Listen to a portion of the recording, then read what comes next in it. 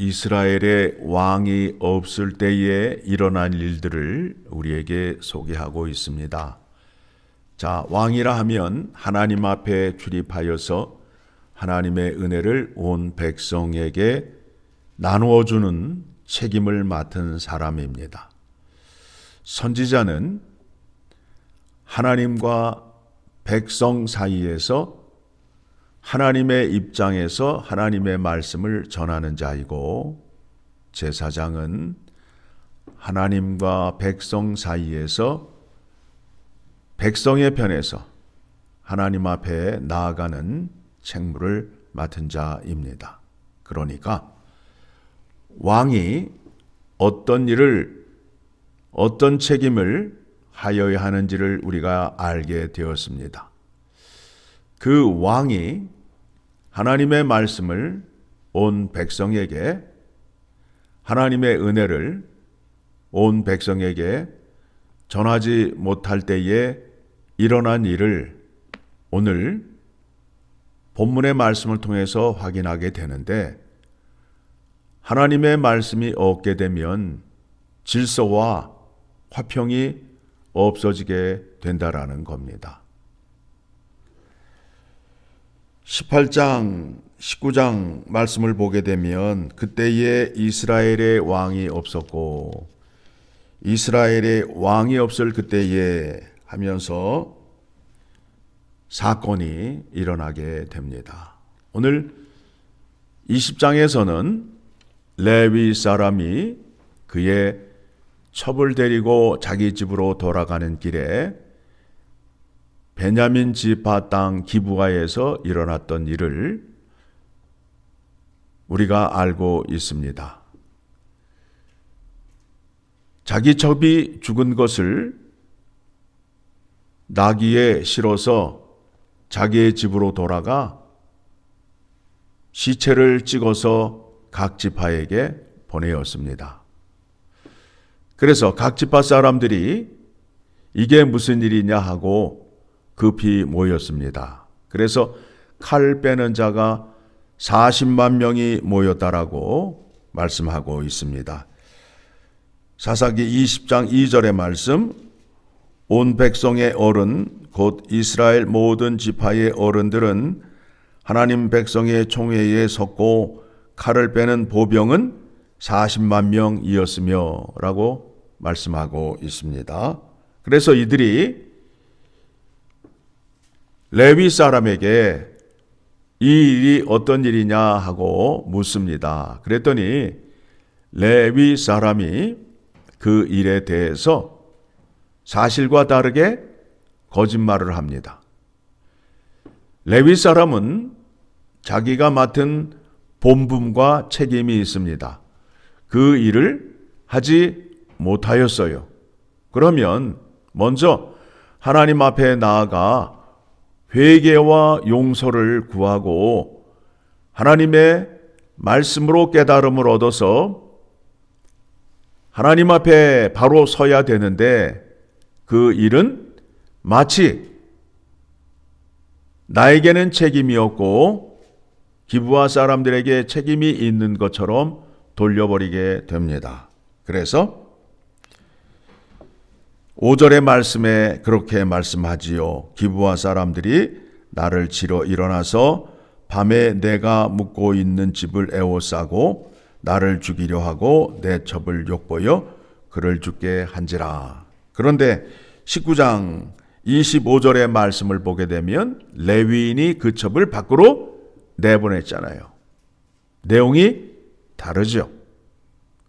사람은 늘 자기가 어려움에 처하게 되면 자기를 보호하려는 마음이 있어요.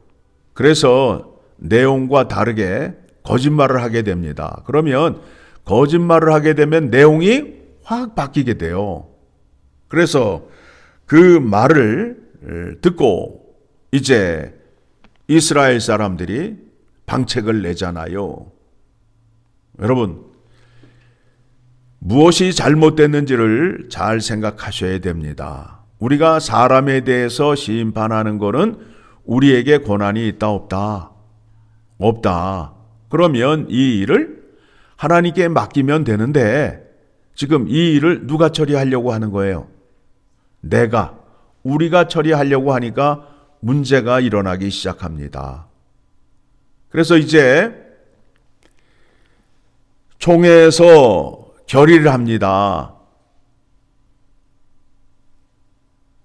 10절을 보게 되면 우리가 이스라엘 모든 지파 중에서 100명에 10명, 1000명에 100명, 10,000명에 1000명을 뽑아 그 백성을 위하여 양식을 준비하고 그들에게 베냐민의 기브아에 가서 그 무리가 이스라엘 중에서 망령된 일을 행한 대로 징계하게 하니라.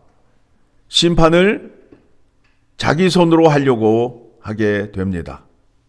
자, 그러므로 이제 일어나는 일들을 그 뒤에서 소개하고 있습니다.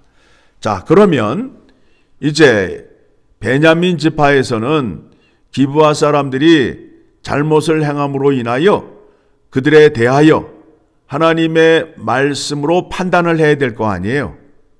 그런데 베냐민 사람들은 누구 편이 되는 거예요?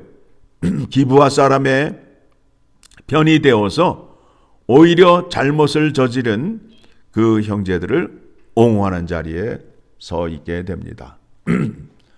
그래서 전쟁이 일어나게 되지요. 전쟁이 일어나게 됩니다.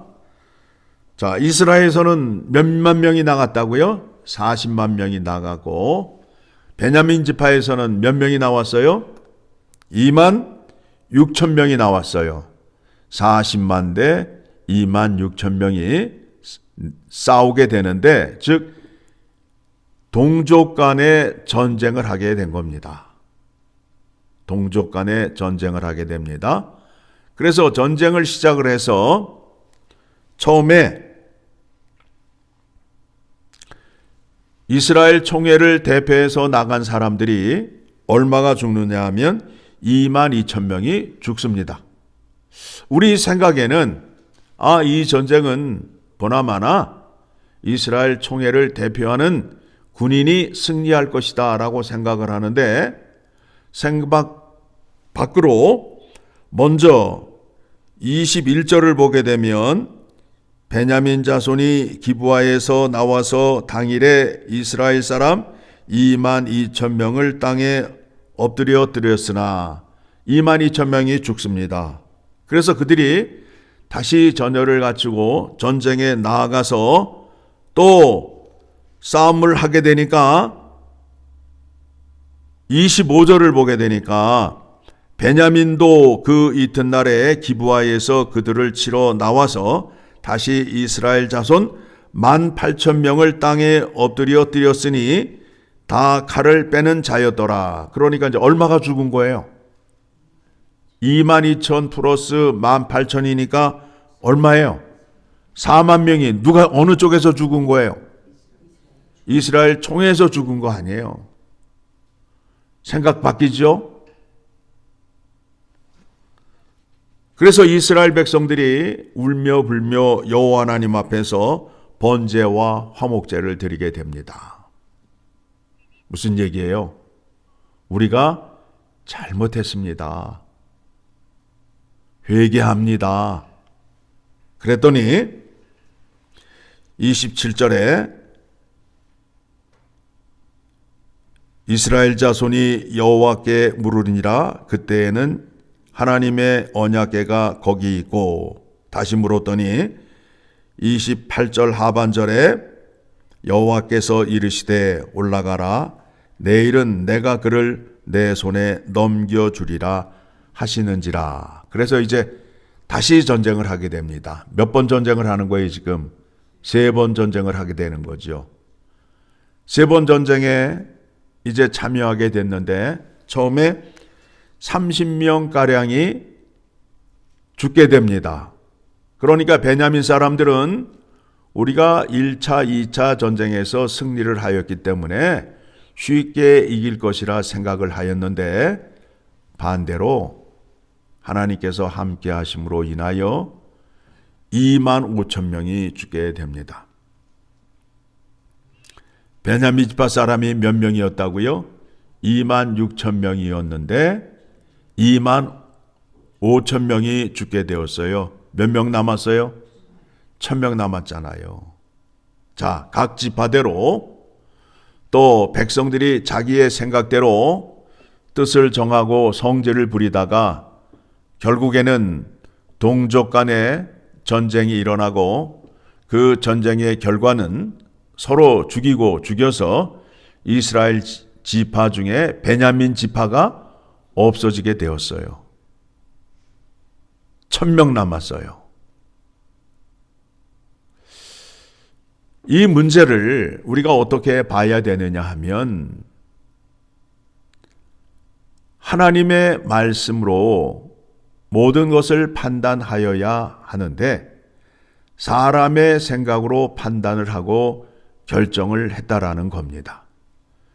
결정은 자기들이 하고 누구 앞에 나아가요? 하나님 앞에 나아간단 말입니다. 우리가 기도할 때에도 뜻과 결정은 내가 다 정하고 하나님 앞에 나아가서 내가 기도하는 대로 들어주시옵소서라고 기도를 한단 말이에요. 이스라엘 백성들이 1차, 2차 전쟁에 패할 수밖에 없었던 이유가 바로 거기에 있어요. 그런데 3차에서 승리를 하잖아요. 그 승리하기 전에 하나님 앞에 번제와 화목제를 드렸어요. 그때 이 하나님께서 그들과 함께함으로 인하여 3차 전쟁에서 승리를 하게 되었던 것입니다. 우리가 기도할 때에 조심하셔야 됩니다. 내 생각으로 결정하고 내가 목적과 방향 결과를 다 세워놓고 하나님 앞에 나와서 누구 뜻을 이루게 해달라는 거예요. 내 뜻을 이루게 해달라는 거 아니에요. 그런데 하나님은 그런 기도를 들어주시지 않는다라는 거예요. 모든 것을 하나님의 뜻에 맡기는 거예요. 하나님의 뜻에 맡긴다 함은 하나님 말씀대로 순종하며 사는 것을 말하는 것입니다.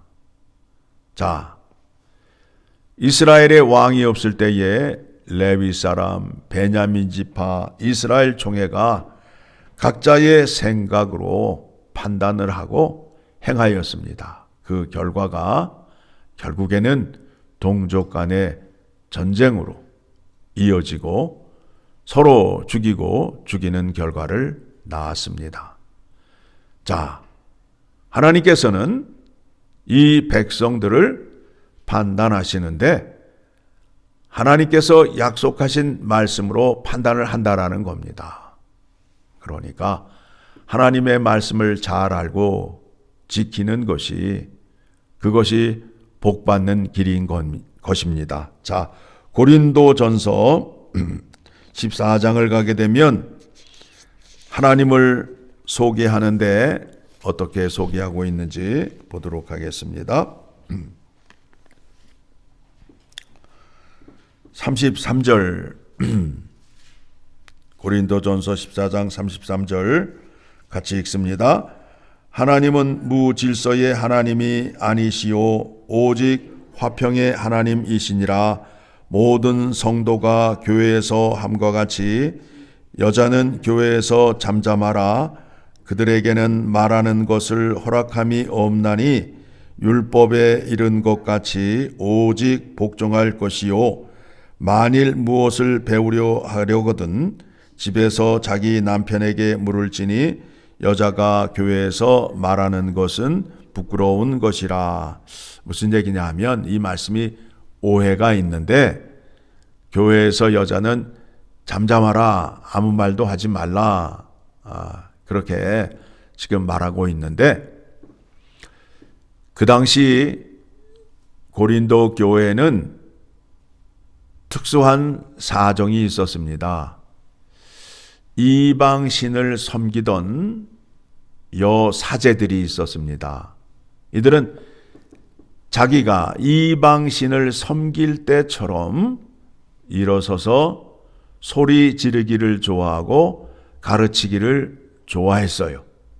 이전에 하던 습관대로 이 사람들이 교회에 들어와서 자기의 생각대로 자기 마음대로 말했던 것을 지적하는 겁니다.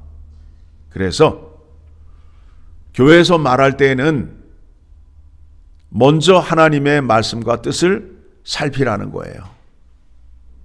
그 당시에 성경에서는 믿음이 남자가 좋아요, 여자가 좋아요. 성경에서 말하는 믿음의 강함은 남자가 더 강함을 말하고 있어요. 남자의 머리는 그리스도가 되고 여자의 머리는 뭐가 돼요? 남자가 되잖아요. 그렇죠? 예. 그래서 믿음이 남자가 더 좋다라는 거예요. 성경에서는. 그런데 현실에서는 반대잖아요. 현실에서는 반대예요. 그러니까 교회에서 말할 때 여자는 남자에게 물어보고 말하라 라는 것은 하나님의 말씀을 살펴보고 하나님의 뜻대로 말하고 행하라는 뜻이 되는 겁니다. 그러므로 인하여 교회에 뭐가 생기는 거예요? 질서와 화평이 생긴다라는 겁니다. 자기 생각대로 자기 소신대로 다 얘기하게 되면 교회가 어떻게 되는 거예요? 난장판이 되는 거 아니에요. 자기 생각과 자기의 판단대로 하게 되면 안 돼요.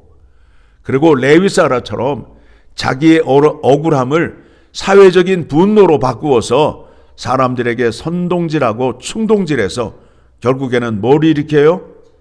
전쟁을 일으키잖아요. 자기의 억울함을, 그 분함을 어찌 이런 일이 일어날 수 있느냐 하고 소리소리 지르다가 결국에는 큰 문제로 사건이 커져서 결국에는 동족 간의 전쟁이 일어났다라는 겁니다.